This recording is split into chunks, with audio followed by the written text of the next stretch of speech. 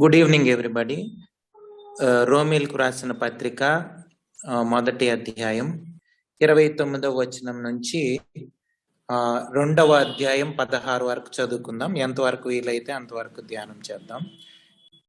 అట్టివారు సమస్తమైన దుర్నీతి చేతను, దుష్టత్వము చేతను, లోభము చేతను, ఈర్ష్య చేతను నిండుకొని మత్సరము, నరహత్య, కలహము, కపటము, వైరమును వాటితో నిండిన వారై పొండెగాండ్రును, అపవాదకులను, దేవద్వేషులను, హింసకులను, అహంకారులను, బింకములాడువారును, చెడ్డవాటిని కల్పించువారును, తల్లిదండ్రులకు అవిధేయులను, అవివేకులను, మాట తప్పువారును, అనురాగరహితులను, నిర్దయులునైరి.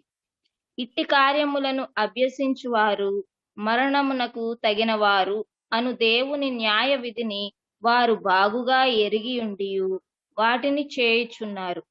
ఇది మాత్రమే గాక వాటిని అభ్యసించు వారితో సంతోషముగా సమ్మతించుచున్నారు. కాబట్టి తీర్పు తీర్చు మనుష్యుడా, నీవెవడవైనను సరే నిరుత్తరుడవై ఉన్నావు. దేని విషయములో ఎదుటివానికి తీర్పు తీర్చుచున్నావో దాని విషయములో నీవే నేరస్తుడవని తీర్పు తీర్చుకొనుచున్నావు. ఏలయనగా తీర్పు తీర్చు నీవును అట్టి కార్యములనే చేయుచున్నావు కావా? అట్టి కార్యములు చేయువారి మీద దేవుని తీర్పు సత్యమును అనుసరించినదే అని ఎరుగుదుము.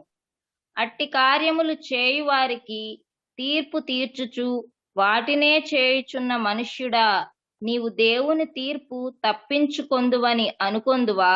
లేదా దేవుని అనుగ్రహము మారు మనసు పొందుటకు నిన్ను ప్రేరేపించుచున్నదని ఎరుగక ఆయన అనుగ్రహైశ్వర్యమును, సహనమును, దీర్ఘశాంతమును తృణీకరించుదువా?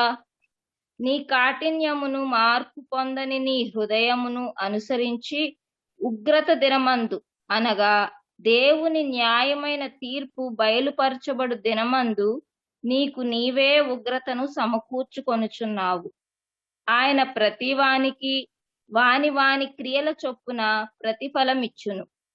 సత్క్రియను ఓపికగా చేయుచు మహిమను, ఘనతను, అక్షయతను వెదకు వారికి నిత్య జీవమునిచ్చును. అయితే వేదములు పుట్టించి సత్యమునకు లోబడక దుర్నీతికి లోబడు వారి మీదికి దేవుని ఉగ్రతయు రౌద్రమును వచ్చును. దుష్కార్యము చేయు ప్రతి మనుష్యుని ఆత్మకు మొదట యూదునికి, గ్రీసు దేశస్థునికి కూడా శ్రమయు వేదనయు కలుగును. సత్క్రియ చేయు ప్రతి వానికి మొదట యూదునికి, గ్రీసు దేశస్థునికి కూడా మహిమయు, ఘనతయు, సమాధానమును కలుగును. దేవునికి పక్షపాతము లేదు. ధర్మశాస్త్రము లేక పాపము చేసిన వారందరూ ధర్మశాస్త్రము లేకయే నశించెదరు.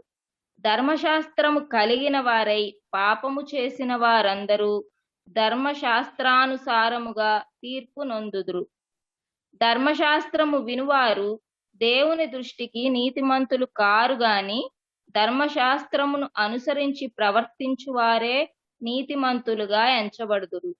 ధర్మశాస్త్రము లేని అన్యజనులు స్వాభావికముగా ధర్మశాస్త్ర సంబంధమైన క్రియలను చేసిన ఎడల వారు ధర్మశాస్త్రము లేనివారైనను తమకు తామే ధర్మశాస్త్రమైనట్టున్నారు. అట్టి వారి మనస్సాక్షి కూడా సాక్ష్యమిచ్చుచుండగను వారి తలంపులు ఒకదాని మీద ఒకటి తప్పు మోపుచు లేక తప్పు లేదని చెప్పుచుండగను ధర్మశాస్త్ర సారము తమ హృదయములయందు రాయబడినట్టు చూపుచున్నారు. దేవుడు నా సువార్త ప్రకారము యేసుక్రీస్తు ద్వారా మనుష్యుల రహస్యములను విమర్శించు దినమందు ఈలాగూ జరుగును. ప్రార్థన చేసుకుందాం. ప్రేమ కలిగిన మా పరలోకపు తండ్రి, మీ ఘనమైన అతి పరిశుద్ధమైన నామానికి వందనాలు, స్తోత్రాలు తెలియజేస్తా ఉన్నాం. యొక్క సాయంత్రకాల సమయంలో మీ సన్నిధికి చేరి మిమ్మల్ని స్తుతించి మిమ్మల్ని ఆరాధించడానికి, అలాగే ప్రభువా మీ వాక్యాన్ని ధ్యానించడానికి దయచేసిన మరొక గొప్ప అవకాశాన్ని బట్టి మిమ్మల్ని స్తుతిస్తూ మిమ్మల్ని ఆరాధిస్తూ గనపరుస్తా ఉన్నాం. ఎంతో మందికి లేని గొప్ప భాగ్యం ప్రభువా, మాలో ఏ గొప్పతనం లేనప్పటికీ ప్రభువా మాలో ఏ అర్హత లేనప్పటికీ మమ్మల్ని కనికరించి మా ఎడల మీరు చూపుతున్న ప్రేమ కనికరాన్ని బట్టి మీకు స్తోత్రాలు ప్రభువా. మాలో ప్రతి ఒక్కరిని బట్టి మిమ్మల్ని స్తుతిస్తూ మిమ్మల్ని ఆరాధిస్తూ కనపరుస్తా ఉన్నాం. ప్రతి ఒక్కరి ఎడల మీరు కలిగి ఉన్న ప్రణాళికలను బట్టి ఉద్దేశాలను బట్టి ప్రభువా నాయన మా జీవితాల్లో ప్రభువా మీ ప్రేమను నింపడానికి ప్రభువా నాయన మీ యొక్క మనస్సును మా హృదయాల్లో ఉంచడానికి ఇష్టపడుతున్నందుకు గొప్ప జీవితం వైపు మమ్మల్ని ఆకర్షిస్తున్నందుకు నాయన మీకు వేలాది వందనాలు స్తోత్రాలు తెలియజేస్తా ఉన్నాం.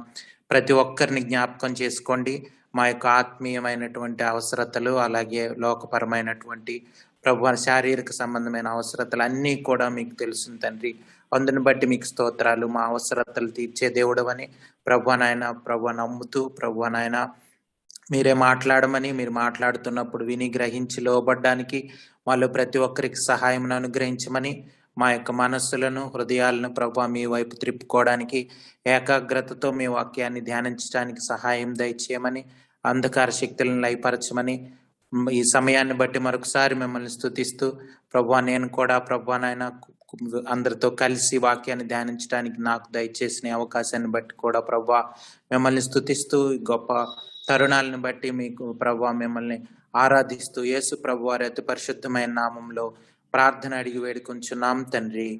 Amen amen. మనం గడిచిన వారం చూసినప్పుడు అందరికీ సువార్త అవసరం అన్నది మనం నేర్చుకున్నటువంటి ముఖ్యమైన పాఠం. అవి ఎవరేమన్నామండి, ఈవెన్ మనం చూసాము ఆ యొక్క నపుంసకులు అవనివ్వండి, లేకపోతే ఆ మగవాళ్ళు ఆడవాళ్ళుగా ప్రవర్తించి అటువంటి లక్షణాలు ఉన్న వాళ్ళు అవనండి, ఎవరైనా సరే అందరికీ దేవుని యొక్క సువార్త అన్నది చాలా అవసరం. అది ప్రతి మానవుడికి కూడా అవసరం అని పౌలు భక్తుడు ప్రతి ఒక్కరిని ఎవరిని విడిచిపెట్టకుండా లోకంలో ఉన్న ప్రతి తెగకి సంబంధించిన వాళ్ళని అంటే ప్రతి రకానికి సంబంధించిన వాళ్ళని అందరినీ కూడా పౌలు భక్తుడు మెన్షన్ చేస్తూ వాళ్ళ గురించి చెప్తూ వాళ్ళందరికి కూడా సువార్త అవసరం అన్నది మనం ముఖ్యంగా మనం అర్థం చేసుకోవాల్సింది. సో మనకు కూడా మనం యేసు ప్రభు వారిని నమ్ముకున్నాము. ఈ యొక్క సువార్త మనకు తెలుసు. ఈ యొక్క రోమీలకు రాసిన పత్రిక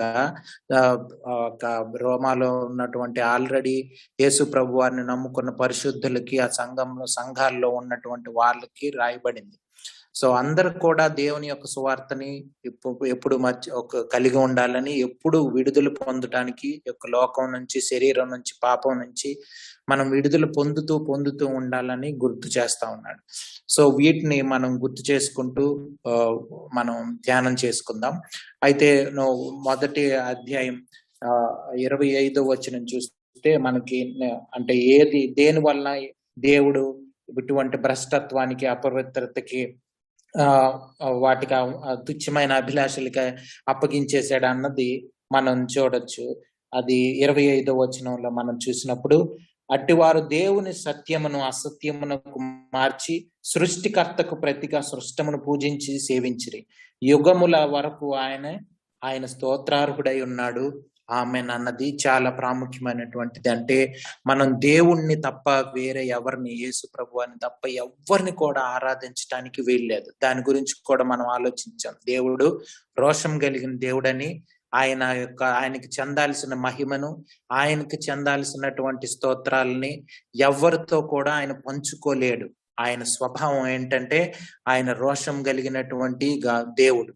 ఆయన జెలస్ గాడ్ అని ఉంది. మనం చూసాం నిర్గమ కాండంలో కూడా యేసు ప్రభు వారి ఆ యొక్క మోషే భక్తునికి తన యొక్క ఆయన చెప్తా ఉన్నప్పుడు పదాజ్ఞలు ఇచ్చినప్పుడు అన్నిట్లో కూడా దేవుని యొక్క స్వభావం మనం అర్థం చేసుకున్నాం. సో మనం కూడా ఎవరికి కూడా దేవునికి చెందాల్సినటువంటి స్తోత్రాలని, దేవునికి చెందాల్సినటువంటి ఆరాధనని, ఆ యొక్క స్తుతి మహిమల్ని ఎవరికి కూడా వేరే దానికి మనం చెందించకూడదు. కాకపోతే మనకు తెలియకుండానే మనుషులంగా మనం ఏం చేస్తామంటే, మనకి బైబిల్ అంటే బైబిల్లో అవగాహన లేకపోయినా, దేవుని వాక్యం పట్ల, దేవుని యొక్క స్వభావం పట్ల అవగాహన లేకపోయినప్పుడు మనం ఏం చేస్తామంటే, మనం దేవునికి చెందాల్సింది వేరే మనకి ఆపాదించుకుంటాం, మనకు మనమే గొప్ప చేసుకోవడానికి ఇష్టపడతాం. మనుషుల యొక్క స్వభావం అది. అలాగే వేరే వాళ్ళని కూడా ఆ ఆ, గనపరచడానికి, వేరే వాళ్ళని గొప్ప చేయడానికి ఇష్టపడతాం. అలాగే కొన్ని వస్తువులకి ఆపాదించే అవకాశం ఉంది. చూడండి, కొంతమందికి ఆ వాళ్ళు వాళ్ళు వాడే వెహికల్, లేకపోతే కారు, లేకపోతే వాళ్ళు వాడే టూ వీలర్, అదంటే వాడితే చిన్న గీత పడినా సరే ఓర్చుకోలేరు అలాగా. లేకపోతే కొంతమందికి చిన్న పిల్లలు, వాళ్ళ పిల్లలు, లేకపోతే వాళ్ళ తల్లిదండ్రులు, కొంతమందికి అలాగా దేవుని కన్నా కూడా వాళ్ళకి ఎక్కువ ఎక్కువ స్థానం ఇచ్చే అవకాశం ఉంటది. మనకి మనుషులుగా ప్రతి ఒక్కళ్ళకి ఇటువంటి స్వభావం ఉంది. కాబట్టి మనం అర్థం చేసుకోవాల్సింది, అటువంటిది పోగొట్టుకొని మనం దేవుని మీద, దేవునికే ఘనత, మహిమ, ప్రభావాలు ఆరోపించడానికి మన జీవితాన్ని దేవుడు సృష్టించాడు అన్నది మనం అర్థం చేసుకొని దేవునికి స్తుతి చెల్లించాలి, దేవుణ్ణి ఆరాధించాలి. మనం చూసాం మత్తయి సువార్తలో కూడా చూసినప్పుడు, సైతాను కూడా మన ఆరాధనను కోరుకుంటుంది, అలాగే దేవుడు మన ఆరాధనల్ని కోరుకుంటున్నాడు. కాబట్టి ఆరాధన అన్నది చాలా ప్రాముఖ్యమైంది. కాబట్టి మనం యేసు ప్రభు వారు కూడా పాత నిబంధనలో ఉన్నటువంటి వాక్యాన్ని సైతానికి చెప్పాడు. నాకు తల వంచి నమస్కారం చేస్తే ఇక్కడ ఈ లోకంలో ఉన్నటువంటి ఈ గొప్పతనం అంతా నీకు ఇస్తాను అన్నట్లు చెప్పింది.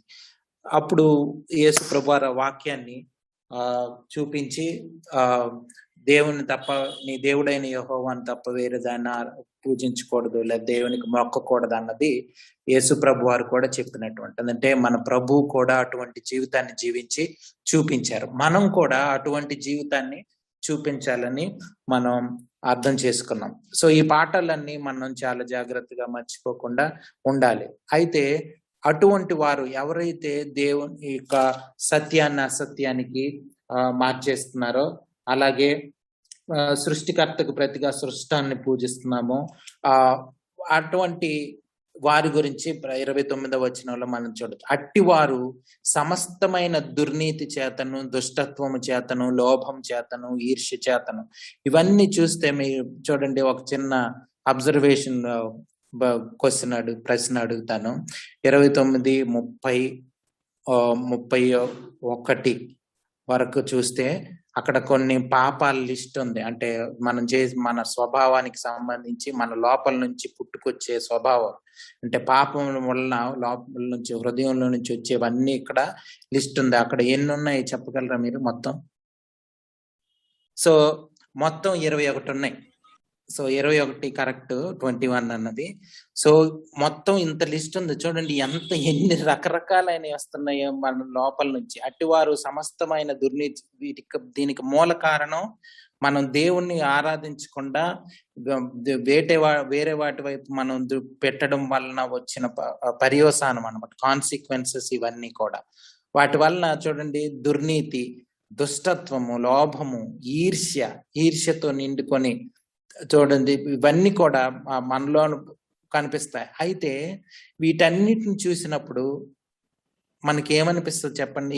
మీకేమనిపిస్తుంది ఈ లిస్ట్ అంతా చూసినప్పుడు? ఆనెస్ట్ గా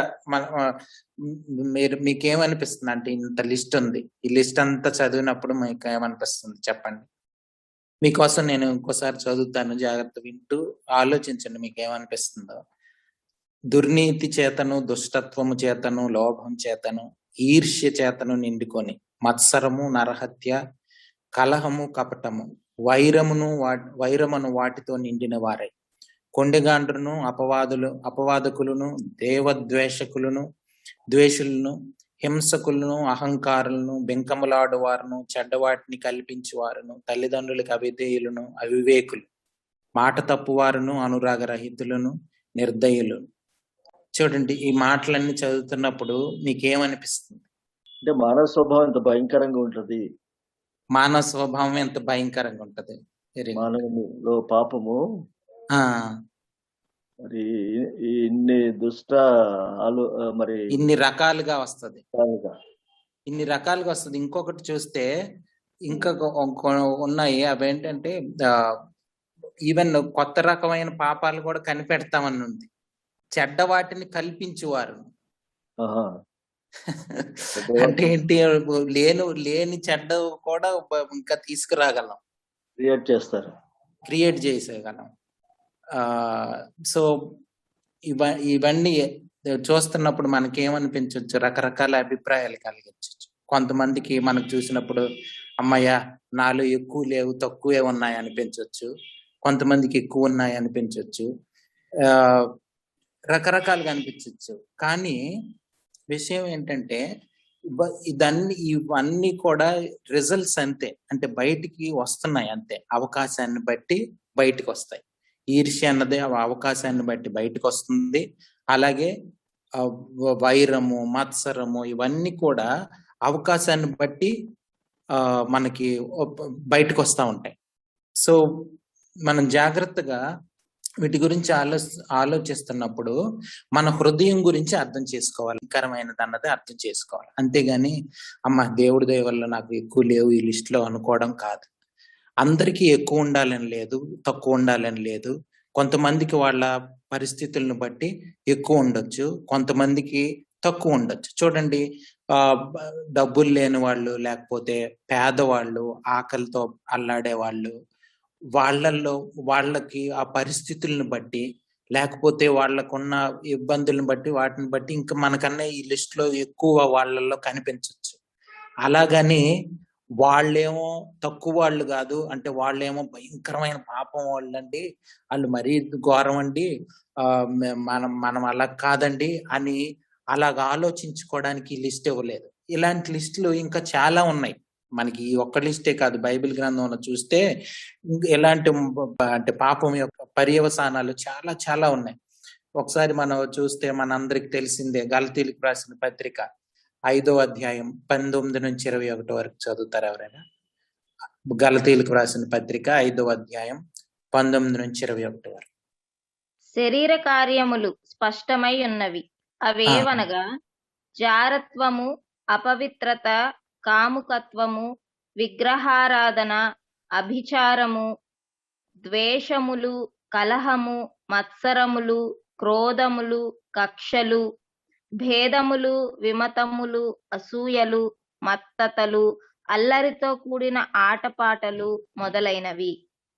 ఇక్కడ చూడండి, అక్కడ చివర ఇన్ని పెద్ద లిస్ట్ చెప్పిన తర్వాత చివర ఏమన్నారంటే మొదలైనవి అన్నారు.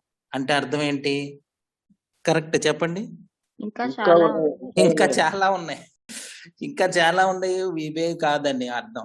అంటే ఏంటి? మన హృదయం గురించి, ముఖ్యంగా లోపల నుంచి మన హృదయమే బాగలేదన్నది మనం అర్థం చేసుకోగలిగితే చాలా బాగుంటది. ఇందులో మనకు తక్కువ ఉన్నాయని, ఎక్కువ ఉన్నాయని, లేకపోతే ఎక్కువగా ఈ లిస్ట్ లో ఎక్కువ చేసే వాళ్ళని చూసి మనం ఏదో వాళ్ళ తక్కువగా అంచనా వేయడం అన్నది, వాళ్ళని చూసి వేరే విధంగా మనం అభిప్రాయం మార్చుకోవడం అన్నది తప్పు. చాలా సార్లు మనం ఏం చేస్తామంటే, మనం చూడండి, ఇది కొత్తగా మారు మనసు పొందిన కొత్తలో ఎదురయ్యే సమస్య ఏంటంటే, మనం అప్పుడప్పుడే సినిమాలో కొంచెం అబద్ధాలు ఆడడం మానేసి, లేకపోతే సీరియల్స్ మానేసి, కొంచెం దేవునిలో అప్పుడప్పుడే ఎదుగుతా, ప్రార్థన చేసుకుంటా, కొంచెం బైబిల్ చదువుతా ఉన్న టైంలో మనకేమనిపిస్తుంది? చుట్టుపక్కల ఎవరైనా పాపంలో ఉన్న వాళ్ళు, తప్పులు చేసే వాళ్ళు మనకు కనిపిస్తున్నారు అనుకోండి, వాళ్ళని చూసి మనకు చాలా ఒక రకమైనటువంటి అభిప్రాయం మనం హృదయంలో పెట్టుకుంటాం. ఇది అఫ్ కోర్స్ మనం వాళ్ళ తప్పు అంటే కరెక్ట్ అని చెప్పట్లేదు వాళ్ళు చేసింది, కానీ మన స్వభావం కూడా అదే స్వభావం. దేవుని దయ వల్ల, మనకి దేవుడిచ్చిన కృప వల్ల మనం దేవునిలో ఉన్నాం. అంతేగాని వాళ్ళని తక్కువ చేయడం తప్పు. వాళ్ళ మీద కనికరం చూపించాలి, జాలి చూపించి దేవుని వైపు నడిపించడానికి ఇష్టపడాలి. అంతేగాని వాళ్ళని అసహించుకోవడం, వాళ్ళని వేరేగా చూడడం. యూదులు, శాస్త్రులు, పరిసయ్యులు వాళ్ళ జీవితాల్లో చూస్తున్నప్పుడు ఇటువంటి స్వభావం, వాళ్ళకున్న స్వనీతి వల్ల, వాళ్ళకున్న సమస్య ఇది ఉండేది. దీన్ని ఇంగ్లీష్ లో అయితే లీగలిజం అంటారు. ఎలాగంటే కొన్ని రూల్స్ అండ్ రెగ్యులేషన్స్ వాళ్ళు చేస్తున్నప్పుడు, అంటే ధర్మశాస్త్రం పాటిస్తున్నాం, 10 ఆజ్ఞలు పాటిస్తున్నాం, ఇవన్నీ చేస్తున్నాం, 10వ వంతు ఇస్తున్నాం అని అభిప్రాయం ఉంటున్నప్పుడు, వాళ్ళకి మిగతా వాళ్ళందరూ చాలా పాపాత్ముల్లాగా చూడండి, ఒక ప్రార్థన ఉంది మన దాంట్లో శంకర్ చేసినటువంటి ప్రార్థన, అలాగే పరిసయ్యుడు చేసినటువంటి ప్రార్థన ఒకటి ఉంది. సో తనేమో నేను పాపాత్ముడిని రొమ్ము కొట్టుకుంటా ఉన్నాడు, ఒక ఆయనేమో పరిసయ్యుడేమో నేను తనలాంటి వాడిని కాదు, నేను అటువంటి పాపాలు నాలో లేవని చెప్తా ప్రార్థన చేస్తా ఉన్నాడు. సో మనం చూస్తే అది చాలా అంటే అటువంటి స్వభావం మనకు ఎలాగ ఒక కథలాగా లేకపోతే ఒక బైబిల్లో మనం వాక్యం చదువుతున్నప్పుడు అది ఎంత తప్పని మనకు తెలుస్తుంది. కానీ అటువంటిదే మనం కూడా చేస్తాం, చాలా సార్లు చేసి ఉంటాం. వేరే వాళ్ళని చూసి అబ్బా థ్యాంక్ గాడ్ నేను అటువంటి పాపంలో లేనని అనుకొని మంచిదే, దేవునికి వందనాలు చెప్పాలి, కాదంటలేదు. కానీ ఆ స్వభావం వల్ల వేరే వాళ్ళు తక్కువ అని అనుకోవడం తప్పు. వాళ్ళకి దేవుని సువార్త తెలియక, అందుకనే సువార్త అన్నది ప్రతి ఒక్కళ్ళకి అవసరం అని పౌలు భక్తుడు చెప్తా ఉన్నాడు. ఈ భారం అన్నది మన హృదయాల్లో ఉండాలి, అది దేవుడు పెట్టే కనికరం అయి ఉండాలి. ఈ నశించిపోతున్న వాళ్ళు చూసాం అనుకోండి, మనకు మామూలుగా అయితే ఏమనిపించదు. వాళ్ళని తిడతాము, లేకపోతే వాళ్ళని తిట్టుకొని, లేకపోతే జడ్జిమెంట్స్ పాస్ చేసి వాళ్ళకి అలాగే అవ్వాలండి, వాళ్ళు తాగుతారండి, లేకపోతే వ్యభిచారులండి, లేకపోతే ఇంకోటని ఇష్టం వచ్చినట్లు మనం అభిప్రాయం కలిగి మాట్లాడతాం. కానీ అటువంటి అభిప్రాయం అన్నది చాలా తప్పు, చాలా తప్పు. అది ఉండకూడదు. మనం వాళ్ళకన్నా ఏమి గొప్ప వాళ్ళం అన్న ఫీలింగ్ మనకి ఉండకూడదు. మనం దేవుని కృపను బట్టి, దేవుడు మనల్ని కాపాడడాన్ని బట్టి, దేవుని యొక్క దీన్ని బట్టి, కనికరాన్ని బట్టి మనం దేవుని సన్నిధిలో ఉండగలుగుతున్నాం. అంతేగాని మనలో కూడా సేమ్ అటువంటి స్వభావం మనలో కూడా ఉంది. చూడండి, ఈ రోజుల్లో చాలా సార్లు మీరు చూస్తే మొన్న ఒక చిన్న పాపని ఒక మాలెస్ట్ చేసి చనిపోయింది ఆ పాప. అయితే ఆ విషయంలో మనం చూస్తున్నప్పుడు ఎవరికో అబ్బాయిని ఉరేసేయాలని పెద్దగా అరుస్తూ ఉంటాం. చూడండి, ఆ దిశ కేసులో కూడా మీరు చూసినప్పుడు, లేకపోతే ఆ ఢిల్లీలో జరిగిన దాంట్లో చూసినప్పుడు, మొన్న తెలంగాణలో మనం వెటర్నరీ డాక్టర్ అమ్మాయి జరిగినప్పుడు మనం ఏం చేస్తామంటే వెంటనే వాళ్ళని ఊరేసేయాలి, కాల్చేయాలి, చంపేయాలని పెద్దగా అరుస్తూ ఉంటారు లోకంలో అందరు కూడా. అయితే మనం గ్రహించింది ఏంటంటే, ఆ పనులు చేసిన వాళ్ళ యొక్క పరిస్థితులు మనం చూస్తే, ఆ పరిస్థితుల్లో మనం ఉంటే అలాగే ప్రవర్తిస్తాం. డ్రగ్ ఎడిక్ట్స్ అయిపోయి, లేకపోతే ఆ యొక్క మత్తు పదార్థాలు వాడుతూ, మత్తు పదార్థాలని సేవిస్తూ ఉండడం వల్ల వాళ్ళ ఒక మనసులో ఆ యొక్క మైండ్స్ అన్ని, బ్రెయిన్స్ అన్ని పాడైపోయి, యవ్వన కాలంలోనే వాళ్ళు పాపం వాళ్ళ శరీరాలని పాడు చేసుకొని ఆ యొక్క దురలవాట్లకి లోనైపోవడం వలన వాళ్ళు అటువంటి స్వభావాన్ని బయట పెడుతున్నారు. దానికి సొల్యూషన్ వాళ్ళకి ఉరేస్తే అయిపోలేదు. మీరు చూడండి, ఎంతమందిని ఉరేసినా అవి కంటిన్యూ అవుతానే ఉంటాయి. మనం గమనించాలి. ఎందుకు అవుతున్నాయంటే మీ బేసిక్ స్వభావమే మంది బాగలేదు. ప్రతి ఒక్కళ్ళకి నువ్వు ఎలాంటి పనులు చేసినా, వాళ్ళని ఎడ్యుకేట్ చేసినా, మీరు చూడండి, మనం అనుకుంటాం వాళ్ళకి చదువు లేదండి, లేకపోతే ఇంకొకటి లేదండి, దానివల్ల వాళ్ళు అలా ప్రవర్తిస్తున్నారండి అని మనం రకరకాల రీజన్స్ అనుకోవచ్చు. మనం చూస్తే పెద్ద చదువుకున్న ఈవెన్ కొన్ని కేసులు, కొన్ని మనం అబ్జర్వ్ చేస్తే కొన్ని చోట్ల దేవుని సేవకులు కూడా ఇటువంటి పాప స్వభావం బయటపడిన రోజులు చాలా ఉంటాయి. బైబిల్ గ్రంథంలోనే మనకు తెలుసు, దావీదు భక్తుడే ఒకసారి పడిపోయాడు. సో మనం ఇవన్నీ గమనిస్తున్నప్పుడు, నేను యవనస్తుడిగా ఉంటున్నప్పుడు ఒక పెద్ద న్యూస్ ఏంటంటే, అప్పుడే మేము దేవుని నమ్ముకొని కొన్ని సంవత్సరాలు అయి ఉంటది. ఆ టైంలో ఈ యొక్క వార్త బయటకు వచ్చింది ఏంటంటే, ఒక పెద్ద ఆయన ఆర్గనైజేషన్ ఫౌండర్, ఆయన సంఘంలో ఉన్న ఒక యవనస్తురాలతో రిలేషన్షిప్ ఉందని బయటకు వచ్చేసింది, దొరికిపోయాడు కూడా. చాలా తల కొట్టుకున్న, అంటే పెద్ద మినిస్ట్రీ ఫౌండర్, ఆయన్ని ఆదర్శంగా తీసుకున్న వాళ్ళు కొన్ని వేల మంది ఉన్నారు మన దేశంలో. సో అటువంటి ఆయన తప్పు చేసేసాడు. అంటే అర్థం ఏంటి? మనం ఎవ్వరం కూడా అతీతులం కాదండి. మనం ఏం గొప్ప వాళ్ళం ఏం కాదు. మన అందరిలో పాపపు స్వభావం ఉంది. కాబట్టి మనందరికి సువార్త ప్రతినిత్యం అవసరం. మనం ప్రతి ఏరియాలో, అంటే మన జీవితంలో ప్రతి భాగానికి కూడా దేవుని యొక్క సువార్త అవసరమైంది. అది మనం అర్థం చేసుకోకపోతే మనం దాటివేయకుండా మనం ఉండాలండి. అంటే ఇలా ఈ లిస్ట్ చదివినప్పుడల్లా ఆ ఈ లిస్ట్ లో కొన్ని భావాలు ఇంకా అనుకోవడం కాదు. ఆ లిస్ట్ లో కొన్ని పోవు, కొన్ని ఉండవు. అదంతా ఒక పాపంలో నుంచి వచ్చిందే. అదంతా భక్తిహీనత నుంచి వచ్చిన పాపాలు ఈ లిస్ట్ అంతా. మనకు కొంచెం తక్కువ ఉండొచ్చు, కొంతమందికి ఎక్కువ ఉండొచ్చు. అంతకు మించి దాని వలన వాళ్ళు మనం ఏం తేడాగా లేదు. మనం కొంచెం తేడాగా కనిపిస్తున్నాము అంటే కొన్ని కొన్ని కొన్ని దేవుడు తీసేశాడని అంటే కారణం దేవుడే, మనదేమీ లేదు. మనం కేవలం విశ్వాసం ఉంచడాన్ని బట్టి దేవుడు చేసినటువంటి గొప్ప కార్యం అది.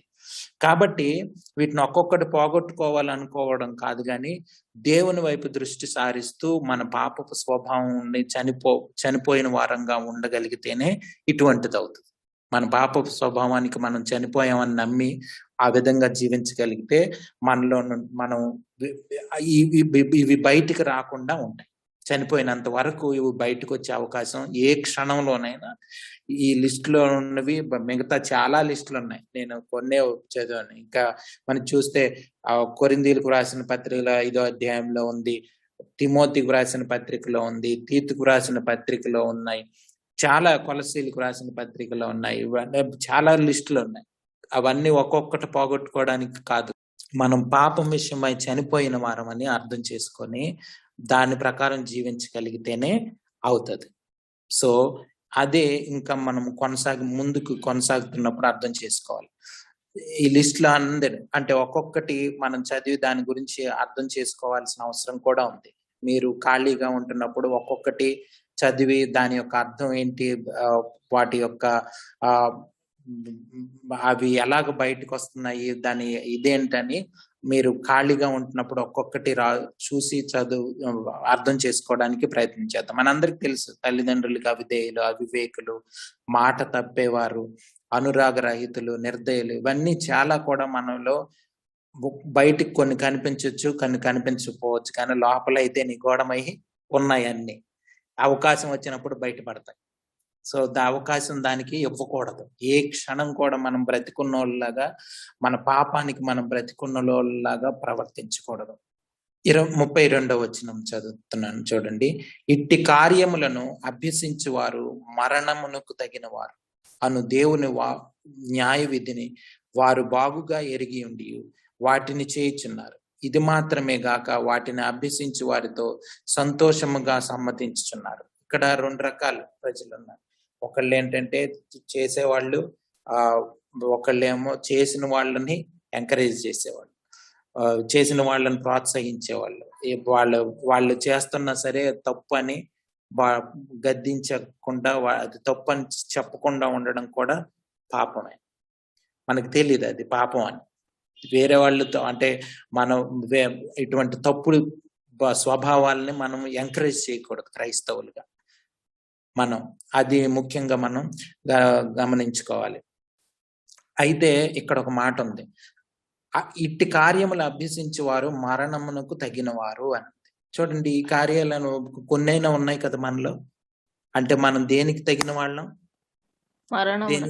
మరణానికి తగిన వాళ్ళం మనం కూడా. దేవుని కృపను బట్టి మనల్ని మరణం నుంచి తప్పించడానికి యేసు ప్రభు వారు చేసిన సిలువ కార్యం. ఆ సిలువ అన్నది ప్రతి క్షణం ప్రతిరోజు మోసుకుంటూ మనం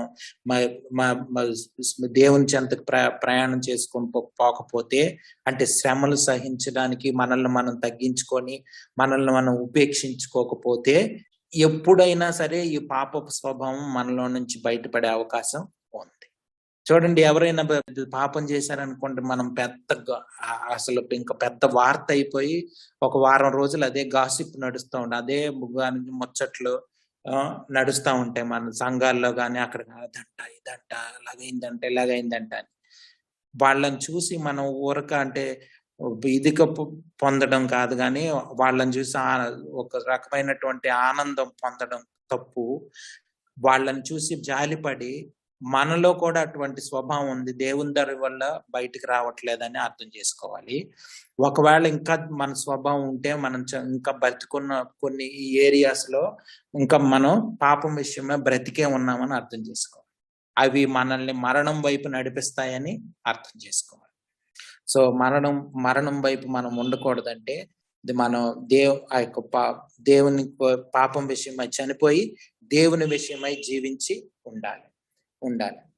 ఒకసారి ఒక యవనస్తులు ఇద్దరు దంపతులు ఆ వాళ్ళిద్దరూ కూడా కొత్తగా ఒక ఇంట్లో ఉండడానికి ఒక ఇంట్లోకి కొత్త ఇంట్లోకి మారారు. వాళ్ళు మారితే వాళ్ళు రోజు ఒక వాళ్ళ డైనింగ్ టేబుల్ దగ్గర కూర్చొని కాఫీ, ఇద్దరు వైఫ్ అండ్ హస్బెండ్ కాఫీ తాగుతూ ఉన్నప్పుడు రోజు వాళ్ళ కిటికీలో నుంచి దూరంగా పక్కనున్న ఇంట్లో వాళ్ళు బట్టలు ఆరేసిన అది కనిపిస్తా ఉంటది వీళ్ళకి.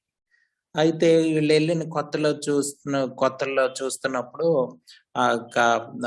భార్య భర్తతోని కలిసి కాఫీ తాగుతూ చూస్తున్నప్పుడు ఆ పక్కన ఇంట్లో వాళ్ళు బట్టలు ఆరేసుకొని ఉన్నారు. అయితే అందులో ఆ బట్టలన్నీ సరిగ్గా ఉతికినట్లు కనిపించట్లేదు. ఏంటి వీళ్ళు మంచి సబ్బు వాడరా ఏంటి, సరిగ్గా బట్టలు ఉతకడం కూడా రాదా ఏంటి, మురికిగా వదిలేశారని భార్య అన్నదంట. హస్బెండ్ చూసి మౌనంగా ఉన్నాడు, ఏం మాట్లాడలేదు. అలాగే రోజు వాళ్ళు కూర్చొని కాఫీ తాగుతున్నప్పుడల్లా ఏంటి వీడు సరిగ్గా బట్టలు ఉతకడం కూడా రావట్లేదు ఈవిడికని ఏదో ఒకటి అంటూ అలాగుండేది. అయితే ఒక నెల తర్వాత ఒక రోజు అలాగే వీళ్ళిద్దరు కూర్చొని కాఫీ తాగుతూ ఉంటే చూస్తే బట్టలన్నీ నీట్ గా బాగా తెల్లగా బాగా ఉతికి కనిపించాయంట. కనిపిస్తే అబ్బాయి మొత్తానికి కష్టపడి ఎలాగోలాగా బట్టలు ఉతకడం నేర్చుకున్నట్లుంది, సబ్బు కూడా మార్చిందో ఏంటో అని ఆమె అంటుందంట. అయితే హస్బెండ్ అన్నాడంట, నేను ఈరోజు తెల్లారుజామున లెగిసి ఆ కిటికీలన్నీ క్లీన్ చేశాను అని చెప్పాడు. మీకు అర్థమైందా? అర్థమైందండి? ఏమర్థమైంది చెప్పండి. మన కిటికీ సరిగ్గా లేకుండా వేరే వాళ్ళకి కామెంట్ చేస్తాం మనం. మనిషి స్వభావం అలాగ ఉంటది. ఇది మనం అర్థం చేసుకోవాలి. అటువంటి తీర్పులు మనం తీర్చకూడదు. అంటే మన స్వభావం అలాగ ఉంటది. ఎవరైనా చూసాను అంటే బయట స్వరూపాన్ని చూసి మనం నిర్ణయాలు తీసుకుంటాం, బయట స్వరూపం చూసి మనం తీర్పు తీర్చేస్తాం. ఎవరైనా మాసిన బట్టలు అలాగే వేసుకున్నారు అనుకోండి, ఎవరో పేదోళ్ళు అడుక్కునే వాళ్ళని టక్కన మనకు అర్థమైపోతుంది మన జడ్జిమెంట్ అని. అదే వాళ్ళ డబ్బులు ఉన్న వాళ్ళైనా ఆయన ఏ పరిస్థితుల్లో అట్లా ఉన్నాడో అవన్నీ మనకు కనిపించేవాళ్ళు. ఫర్ ఎగ్జాంపుల్ ఒక పెద్ద బిలియనీర్ అప్పుడే కారు ఏదో తుడుచుకొని లేకపోతే ఇంకోటి ఏదో పని చేసుకొని ఒళ్ళంతా మట్టి ఉండి లేకపోతే గ్రీజ్ అంటేసి అలాగ వస్తున్నాడు అనుకోండి, మనం ఏమనుకుంటాం, అతను పెద్ద ఆస్తిమంతుడని అనుకోము. అంటే ఏంటి, మనకి తెలియదు, పైన చూసి మనం జడ్జిమెంట్ చేసేస్తాం. అదే అలాంటి తీర్పులు తీర్చకూడదని అటువంటిది క్రైస్తవులుగా ముఖ్యంగా మనం దేవుని బిడ్డలంగా, దేవునికి సంబంధించిన వాళ్ళంగా, బైబిల్ తెలిసిన వారంగా అలాగ ఉండకూడదు. అలాగ అస్సలు ఉండకూడదు. 2వ అధ్యాయం 1వ వచనం చదువుతున్నాను చూడండి. చదువుతారా ఎవరైనా? 2వ అధ్యాయం 1వ వచనం. కాబట్టి తీర్పు తీర్చు మనుష్యుడా, నీవెవడవైనను సరే నిరత్తురుడవై ఉన్నావు. దేని విషయములో ఎదుటివానికి తీర్పు తీర్చుచున్నావో దాని విషయములో నీవే నేరస్తుడవని తీర్పు తీర్చుకొనుచున్నావు. ఏలయనగా తీర్పు తీర్చు నీవును అట్టి కార్యములనే చేయుచున్నావు కావా? చూసారా ఎంత చక్కగా ఉందో. మనం అటువంటివే చేస్తాం, కానీ వేరే వాళ్ళు అటువంటి పని చేసినప్పుడు వాళ్ళ మీద దూకేస్తాం. సో ఇటువంటి స్వభావం ఉండకూడదు అని చెప్తాం. మనం తీర్చేస్తా ఉంటాం ఎక్కడికక్కడే మన మనసులో మైండ్ లో వచ్చేస్తుంటాయి జడ్జిమెంట్స్, నిర్ణయాలు. కాబట్టి మన నిర్ణయం ఎలాగ ఉండాలంటే వెలిచూపు మీదతో ఉండకూడదు. ప్రతిది కూడా విశ్వాస సంబంధమైనదై ఉండాలి. ప్రతి నిర్ణయం కూడా దేవుని వాక్యానుసారంగా మనం నిర్ణయం తీసుకోవాలి. దేవుని వాక్యానుసారంగా మనం అర్థం చేసుకోవాలి. అంటే చూడండి, అందుకని బైబిల్ స్టడీస్ కానీ మన క్వైట్ టైమ్స్ కానీ చాలా చాలా ప్రాముఖ్యం మనకి. ఎందుకంటే మనం జీవించేది దాని మీద. చూడండి, మనం ఫిజికల్ గా, శారీరకంగా మనం బలంగా బ్రతికుండాలి అని అంటే ఏం చేయాలండి? ఫుడ్ తినాలి. బాగా ఫుడ్ తినకపోతే శక్తి ఉండదు, ఏం పని చేయలేము, ఏమి చేయలేము. కాబట్టి దేవుని వాక్యం మీద మనం ఆధారపడి బ్రతికే వాళ్ళం. విశ్వాసులు అనేవాళ్ళు దేవుని వాక్యం మీద, యేసు ప్రభు వారి జీవితం మీద ఆధారపడి మనం జీవించే వాళ్ళం. ఇది మన మైండ్స్ లో, మన హృదయాల్లో, మన వీటి తలలో ఉండాలి. ఇది క్రైస్తవ జీవితం అండి. కానీ మనకేమవుతుందంటే ఎన్ని సార్లు విన్నా మనం ఇంకా ఇంకా మన సొంత ఆలోచనలు, సొంత తలంపులు వాటి వైపే వెళ్ళిపోతాం. అందుకని చూడండి, మనకి డబ్బుల మీద ఉన్న నమ్మకం, లేకపోతే మన ఉద్యోగం మీద ఉన్న నమ్మకం, మన ధనం మీద, ఐశ్వర్యాల మీద ఉన్న నమ్మకం దేవుని మీద ఉండదు. దేవుడు కూడా మనకి ఆ ధనం ఇవ్వడానికే ఉపయోగపడాలి. చూడండి, అంటే నేను మట్టుకు దీని మీద నమ్మకం పెట్టుకుంటా, నువ్వు నాకు ఇవ్వు అని చెప్తా ఉంటాం. మనకి తెలిసో తెలియకో దేవుని ప్లేస్ లో వేరే పెట్టేస్తాం. వేరే పెట్టేస్తాం, ధనం పెడతాం, రకరకాలే పెట్టేస్తాం. అలాగా ఉండకూడదు, దేవుని మీద ఆధారపడాలి. అందుకనే ఇటువంటి తప్పుడు నిర్ణయాలు, పాపపు స్వభావం, తప్పుడు తీర్పులు ఇవన్నీ కూడా మనలో నుంచి బయటకు వస్తాయి. మనిషి ఎంత జాగ్రత్తగా మనం ఎంత జాగ్రత్తగా ప్రతి నిర్ణయం, ప్రతి అడుగు కూడా దేవుని వాక్యానుసారమైనదై ఉండాలి. అది ఒకే రోజు అయ్యేది కాదు. మనం అది ప్రాక్టీస్ చేస్తూ దేవునికి లోబడుతున్నప్పుడు పరిశుద్ధాత్మ దేవుడు మనల్ని తన యొక్క శక్తితో, తన యొక్క మనసుతో, యేసు ప్రభు వారి యొక్క మనసుతో మనల్ని నింపుతా ఉంటాడు. సో అది కావాలి. ఎంత లోబడితే మనకి అంత మనల్ని దేవుడు నింపుతాడు అనమాట. ఇది మనం అర్థం చేసుకోవాలి. సో ఇంకొకటి ఏంటంటే, తీర్పు తీర్చు నీవును అట్టి కార్యములే చేయుచున్నావు కావాలి. చూడండి, మనం తీర్పు తీరుస్తాం, ఎదుటి వాళ్ళు ఏదైనా తప్పు చేసి మనం కూడా అటువంటి కార్యాలు చేసే ఉంటాం. బయట పడకపోవచ్చు, కొన్నిసార్లు బయట పడవచ్చు. 2వ వచనం చదువుతున్నాను చూడండి. అట్టి కార్యములు చేయు వారి మీద దేవుని తీర్పు సత్యమును అనుసరించినదే అని ఎరుగుదాం. అట్టి కార్యములు చేయు వారికి తీర్పు తీర్చుచు వాటినే చేయుచున్న మనుష్యుడా, నీవు దేవుని తీర్పు తప్పించుకుందామని అనుకొందువా. 2వ వచనం 3వ వచనం చదివాడు. దేవుడు తీర్పు తీరుస్తాడు, మనం కాదు. తీర్పులు తీర్చేది మనం కాదు, దేవుడే. అంటే ఏం చేయాలి? మనం దేవునికి అప్పగించాలి.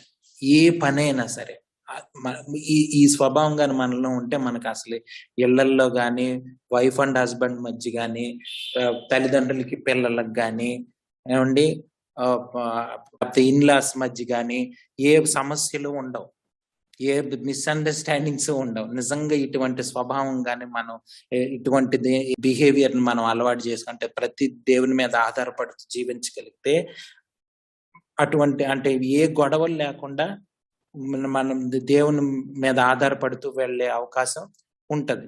కానీ మనం ఏం చేస్తాం? దేవుని మీద ఆధారపడకుండా తీర్పులు తీర్చేస్తూ ఉంటాం.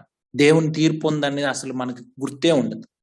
దేవుడు ఒక రోజు ప్రతి మాటని, మనం పలుకుతున్న ప్రతి మాటని తీర్పు తీరుస్తాడని, ఆయన ఒక రోజు అందరిని నిల్చోబెట్టి అకౌంట్ అడుగుతాడని మనకి అస్సలు గుర్తుండదు.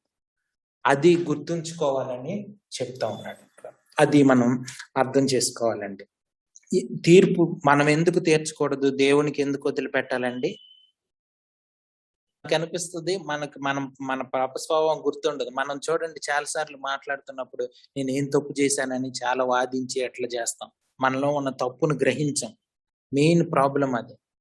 సో అలాగా తీర్పు తీర్చడానికి దేవునికి ప్రతిదీ కూడా సమర్పించి మనం వదిలిపెట్టాలి. దేవుడు చూసుకుంటాడు, దేవుడు తీర్పు తీరుస్తాడు. ఒకసారి ఒక దేవుణ్ణి నమ్మని ఒక ఆయన అన్నాడంట, నేను మీరు ఏంటి ఆదివారం ఏదో పని చేయకూడదని, మీరు చర్చిలకి వెళ్ళాలని ఇలాగ ఉంది కదా మీ బైబిల్లోని, నేను ఆదివారం రోజే ఇది సీడ్స్ నాటాను, ఆదివారం రోజే ఇది చేశాను, ఆదివారం రోజే ఇంకో పని చేశానని ఒక రైతు, దేవుడిని నమ్మని రైతు ఒక ఆయన అన్నాడు. కానీ నాకేం అవ్వలేదు చూడు అని దేవుడిని నమ్ముకున్న ఆయన అన్నాడు. అయితే ఆయన అన్నాడంట, దేవుడు ఈ నెలలోనే అన్ని తీర్పులు తీర్చేడు, జాగ్రత్తగా ఉండని చెప్పాడు. దేవుడు సహనం వహిస్తున్నాడని, ఆయన దీర్ఘశాంతం చూపిస్తున్నాడని మనం మన ఇష్టానుసారంగా ప్రవర్తించకూడదు. అది మనం గుర్తుంచుకోవాలండి. 4వ వచనం చదువుతున్నాను. లేదా దేవుని అనుగ్రహము మారు మనసు పొందుటకు నిన్ను ప్రేరేపించుచున్నదని ఎరుగగా ఆయన అనుగ్రహ ఐశ్వర్యమును, అదే ఉంది చూడండి, సహనమును దీర్ఘశాంతమును తృణీకరించుదువా. ఎంత చక్కగా ఉంది చూడండి. దేవుడు ఇప్పుడు మా అనుగ్రహిస్తున్నాడు. మనం పశ్చాత్తాపం పొందాలి. మనం పశ్చాత్తాప పడకుండా దేవునికి వ్యతిరేకంగా తప్పు చేస్తున్నాను, లేకపోతే తీర్పులు తీరుస్తున్నానని పశ్చాత్తాప పడకుండా దేవుని సహనము దీర్ఘశాంతాన్ని తృణీకరించిన వాళ్ళం అవుతాం. చూడండి, ఆయన దీర్ఘశాంతాన్ని ఆయన తప్పుగా అర్థం చేసుకొని తీర్పులు తీర్చేసి అసలు మారు మనసు పొందకుండా, అంటే పశ్చాత్తాప పడకుండా ఉంటున్నాం. ఇంకా చూడండి 5వ వచనం, నీ కాఠిన్యమును మార్పు పొందని నీ హృదయమును అనుసరించి ఉగ్రత దినమందు, అనగా దేవుని న్యాయమైన తీర్పు బయలుపరచు దినమందు నీకు నీవే ఉగ్రతను సమకూర్చుకొనుచున్నావు. ఎంత భయంకరమైన మాట చూడండి, ఎంత భయంకరమైన మాట చూడండి. మనం అనేక సార్లు దేవుని ఉగ్రతను ప్రేరేపించుంటాం, దేవుని కోపాన్ని రగిలించుంటాం అనేక సార్లు. మనకు తెలుసో తెలియకో వేరే వాళ్ళని దూషించి, వేరే వాళ్ళ మాటలని తీర్పు తీర్చేసి, వాళ్ళని తగ్గించేసి, వాళ్ళని మనసు బాధ పెట్టి, మనం పొందాల్సింది పోనిచ్చి, మనలో పశ్చాత్తాప హృదయం లేక, కనికరం లేక, ఏ మంచితనం చూపించకుండా వేరే వాళ్ళని బాధ పెట్టి, ఇటువంటి వాళ్ళని ఇష్టం వచ్చినట్టు వాళ్ళని తగ్గించేసి చేసుంటాం. ఇటువంటి స్వభావం చాలా భయంకరమైంది. అది దేవుని నమ్మని వారి నుంచి వచ్చే స్వభావం. అది దేవుని నమ్ముకున్న వాళ్ళంగా, క్రైస్తవులంగా మనం దేవునికి లోబడాలి. ఎన్నిసార్లు వచ్చిందో చూడండి దేవుని ఉగ్రత గురించి మనకి. ఒకసారి చదువుతారా ఇక యెషయా గ్రంథం 42:8. యెషయా గ్రంథం 42వ అధ్యాయం 8వ వచనం. యెహోవాను నేనే, ఇదే నా నామము, మరి ఎవనికి నా మహిమను నేనిచ్చువాడను కాను. నాకు రావలసిన స్తోత్రమును విగ్రహములకు చెందనీయను.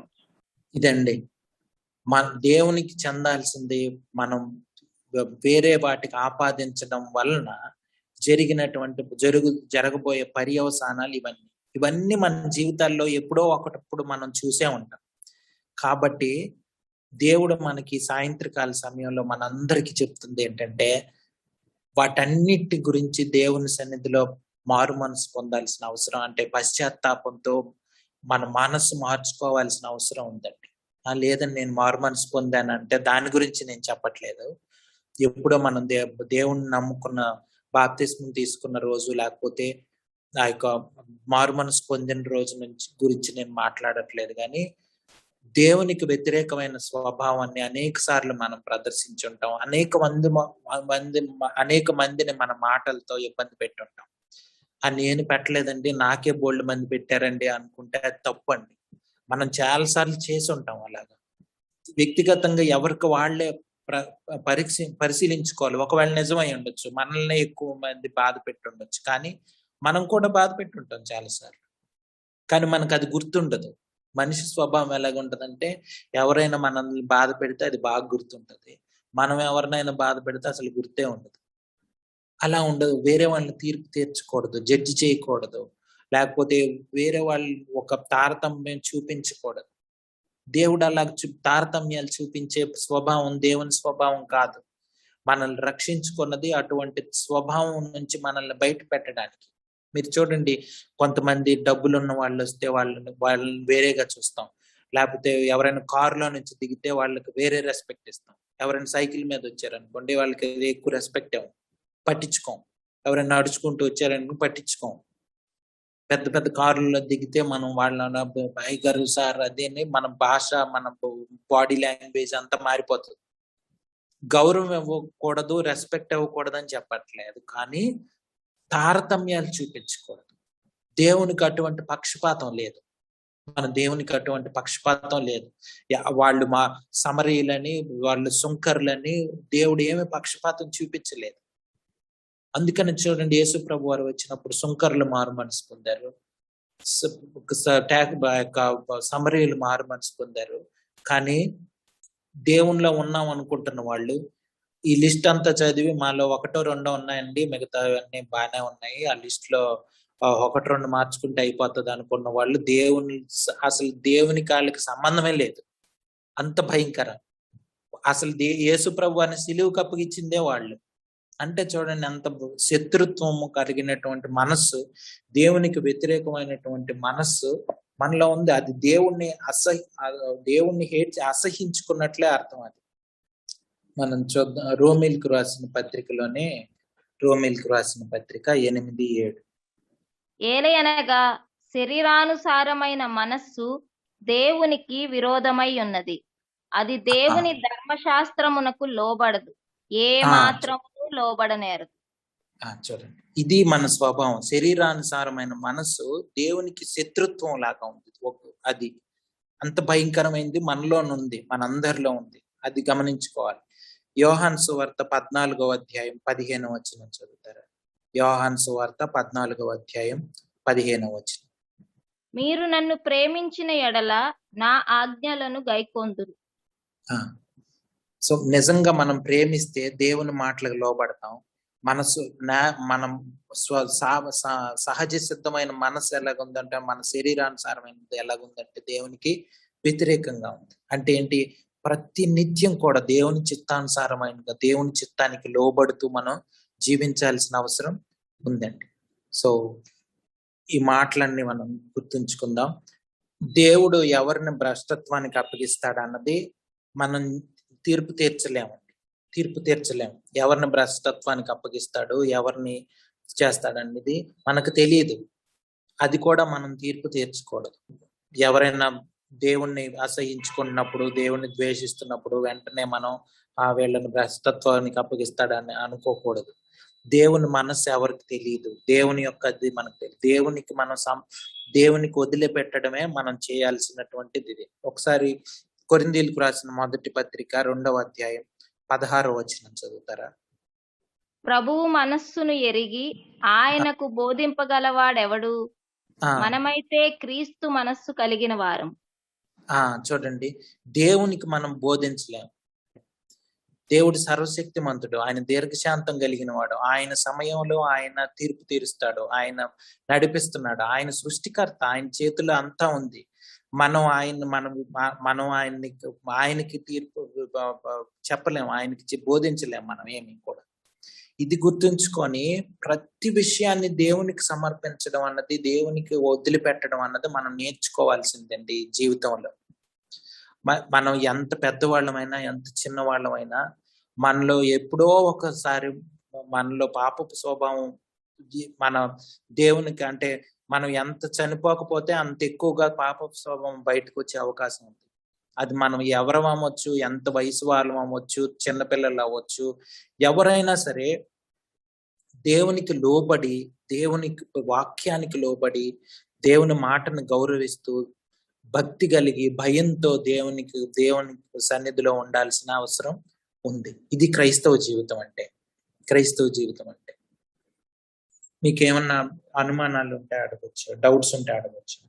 లేకపోతే మీ ఎవరన్నా ప్రేరేపించబడిన వాళ్ళు ప్రార్థన చేస్తే ముగించుకుంటాం. పరిశుద్ధరాజ్యం గల తండ్రి, స్తోత్రాలు మరి ఈ యొక్క రాత్రి కాల సమయాన్ని 3 వచనాలు సుదీర్ఘంగా తండ్రి మాట్లాడి ఎన్నో హెచ్చరికలు ఇచ్చిన్నారు. అయ్యా, మరి ఖండించటం, సరిచేసి బుద్ధి చెప్పడం అనేది సరి అయిన బోధ ప్రభు. ఖచ్చితంగా మాట్లాడిన దేవుడు అయినావు తండ్రి. నాయన ఏ విధంగా తండ్రి నాయన మేము నీ కొరకు జీవించాలో ప్రభు తండ్రి మాట్లాడలేదు. అవును ప్రభు, దీనుడుగా దాసు స్వరూపం ఈ లోకానికి వచ్చిన వాడు తండ్రి. మేము కూడా అటువంటి దీనమైన స్వభావం కలిగి ఉండాలని తండ్రి నాయన. నువ్వు నాయన ఇచ్చిన హెచ్చరికను మేము పట్టుకుని తండ్రి, మేము కూడా దీన మనస్కులంగా నీ యొక్క బలిష్టమైన హస్తాల క్రిందకి రావటానికి సహాయం చేయమని అడుగుతున్నాం ప్రభా. ప్రభు, ఎన్నికలైన వారమైన మమ్మల్ని ఎన్నుకున్నావు ప్రభా. తండ్రి, మేము చేయించున్నది మా జ్ఞానాన్ని బట్టి కానీ, మాకు తెలుగుని బట్టి కానీ, మంచితనాన్ని బట్టి కానీ కాదు ప్రభా నాయన. అయ్యా, ఏది చేసినా ప్రభా అది నీ బట్టి ఎరిగి తండ్రి నిన్ను స్తుతించి గణపరచడానికి సహాయం చేయండి. మీరు మాకు ఇచ్చిన ఏ తలాంతైనను తండ్రి ప్రభు అది నీ బట్టి అని గ్రహించి నేను స్తుతించడానికి సహాయం చేయండి దేవా నాయన.